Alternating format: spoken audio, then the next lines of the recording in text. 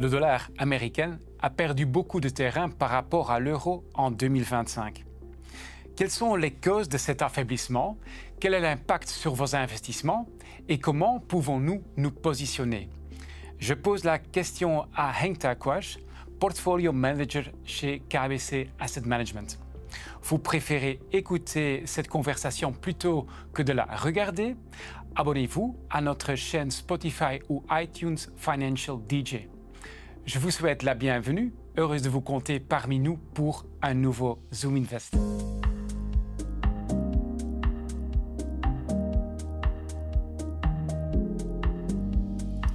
Bonjour Henkta, bienvenue. Bonjour Marc. Henkta, l'évolution du cours de change n'a pas été favorable pour les investisseurs et surtout les investisseurs européens. Est-ce que cela se traduit par une perte de confiance dans le dollar en général? Il est vrai que le dollar a eu difficile cette année. On voit que depuis le début de l'année, le dollar perd environ donc 12% par rapport à l'euro. Néanmoins, il ne faut pas oublier que ces 4 dernières années, il n'a fait que s'apprécier.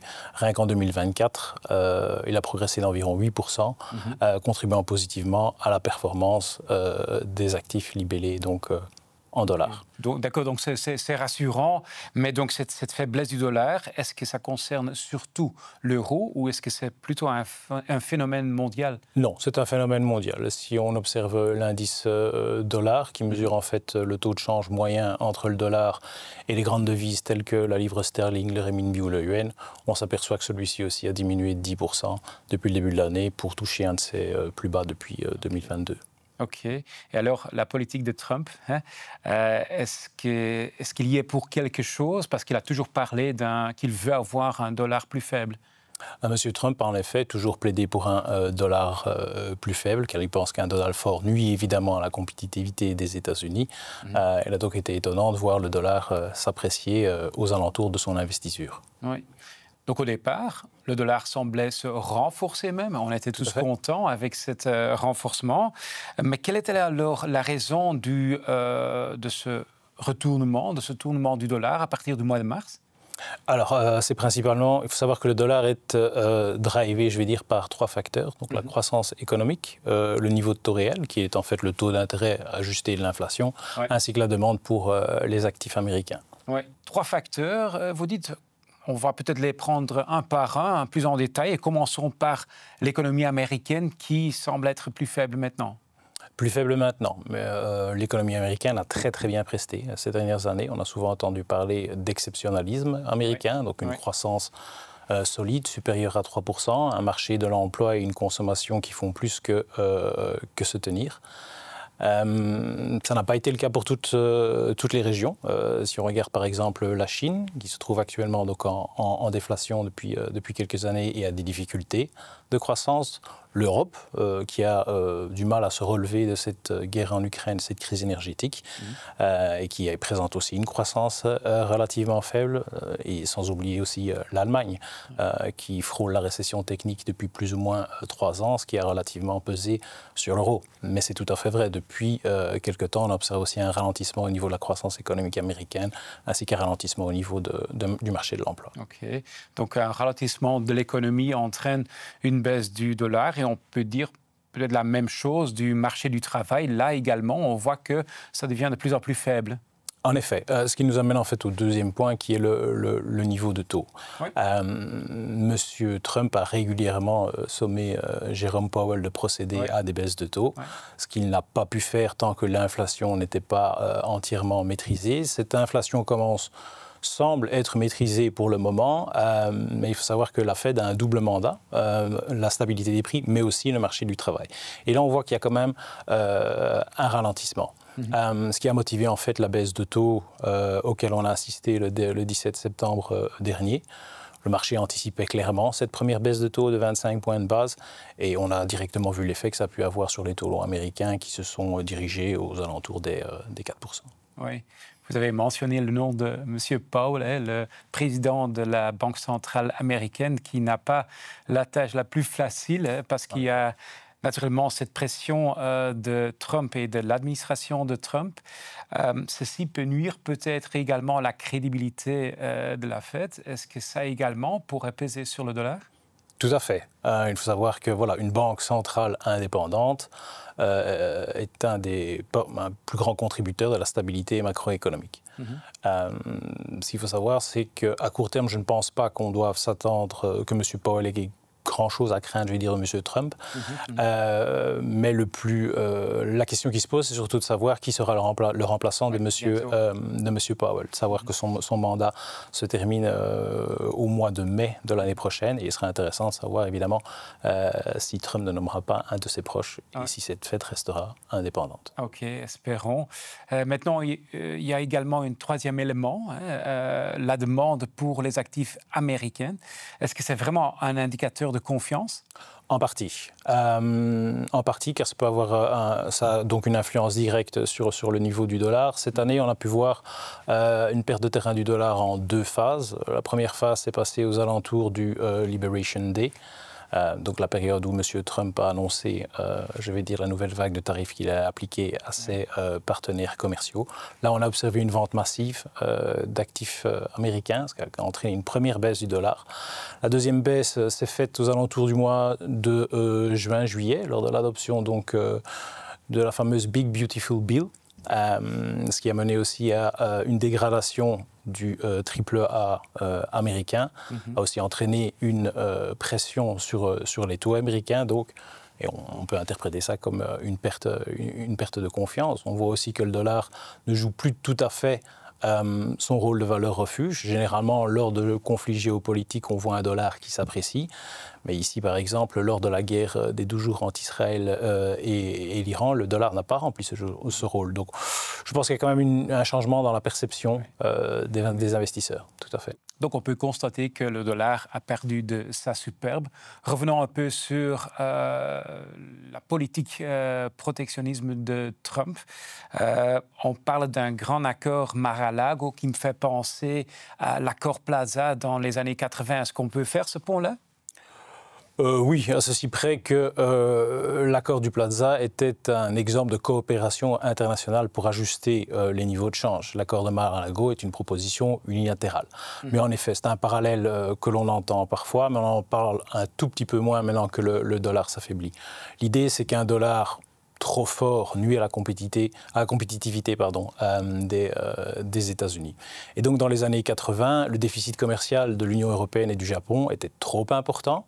Et en 1985, le Japon a donc décidé de renforcer sa monnaie de manière à limiter l'importation de biens bon marché vers les États-Unis. Oui, ça me rappelle quelque chose, mais dans ce temps-là, c'était un accord entre partenaires.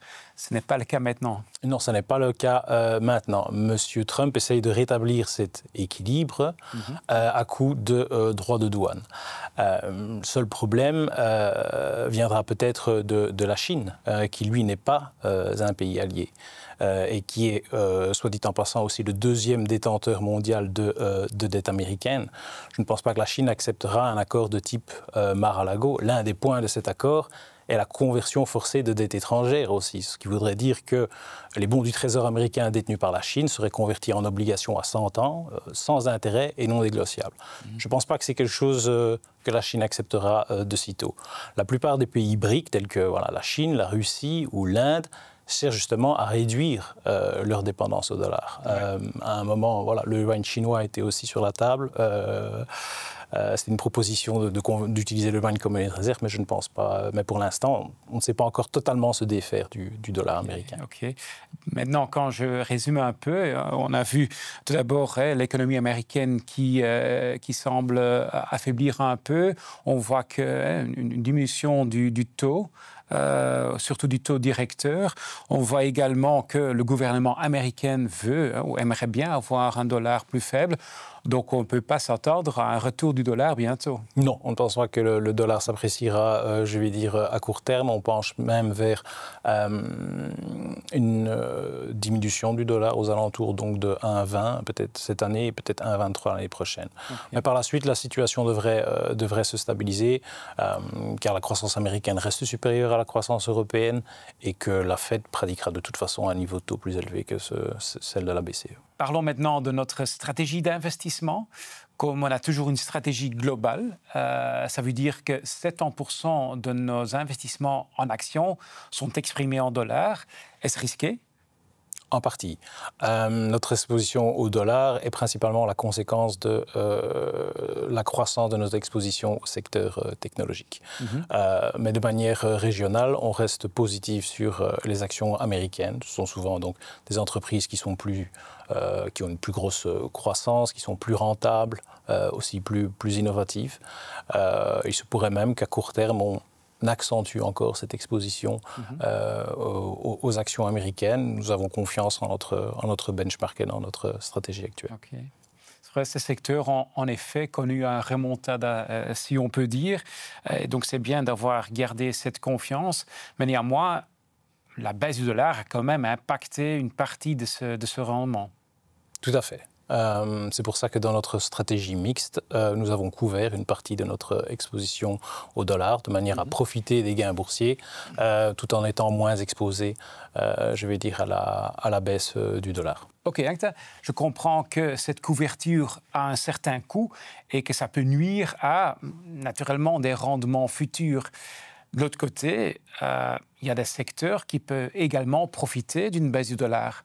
Je pense par exemple au secteur de pharma ou il y a d'autres secteurs. Tout à fait. Les entreprises américaines générant des revenus depuis l'étranger s'en trouvent favorisées.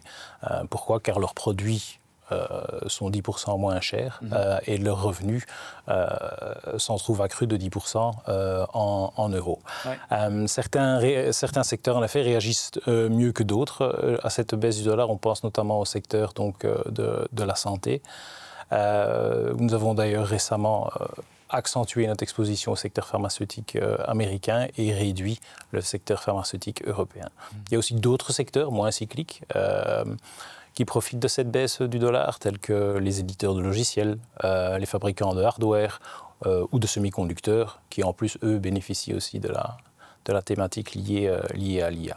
Les producteurs de matières premières bénéficient aussi de cette baisse du dollar. La plupart des matières premières sont libellées en dollars américains, ce qui entraîne évidemment une hausse de la demande et une hausse des revenus d'exportation. Oui, mais c'est surtout le choix pour le secteur de la technologie qui a quand même bien performé dans notre stratégie, n'est-ce pas? Tout à fait, plus que bien performé. Eh bien, on passe du côté de l'action vers le côté obligataire. Est-ce que là, il y a des choses à faire? Est-ce que là, nous pouvons avoir des accents qui jouent dans le dollar? On a très peu d'exposition au dollar dans notre proche obligataire. La plupart des obligations détenues en portefeuille sont des obligations de la zone euro. Néanmoins, les obligations de pays émergents profitent de cette baisse du dollar. Ces pays ont des dettes qui sont libellées en dollars et donc une diminution de celui-ci entraîne une diminution de leur charge d'intérêt. On a donc augmenté notre exposition aux obligations de pays émergents libellés en devise locale à concurrence de 5% dans le portefeuille. OK. Donc, je comprends alors qu'un dollar qui est faible n'est pas nécessairement, je dirais, un obstacle pour les investisseurs et également pour notre stratégie. Tout à fait. En effet. Eh bien, à part ça, j'ai quand même retenu quelques éléments de notre conversation. Tout d'abord, le dollar s'affaiblit en raison de facteurs structurels, entre autres la faiblesse de l'économie américaine ou une économie qui ralentit un peu, la baisse des taux par la Fed, également la demande réduite des actifs américains. Et cela, normalement, devrait continuer. Il y a également le président Trump qui veut avoir un dollar plus faible et qui joue un peu sa politique de protectionnisme et qui peut nuire surtout à la crédibilité par rapport à la Fed, par exemple. Nous restons confiants dans les actions américaines, entre autres dans le secteur de la technologie où l'innovation et la croissance peuvent faire du bien. Et ça, naturellement, nous avons repris dans notre stratégie. Et finalement, pour la partie obligations, nous nous tournons plutôt vers les marchés émergents. Tout à fait. Très bien résumé, Marc. Très bien résumé, Marc. OK, merci pour tes explications, Inta. Avec plaisir, Marc. C'est tout pour cette fois. Merci de nous avoir regardés ou écoutés. On se donne rendez-vous le mois prochain pour un nouveau Zoom Invest.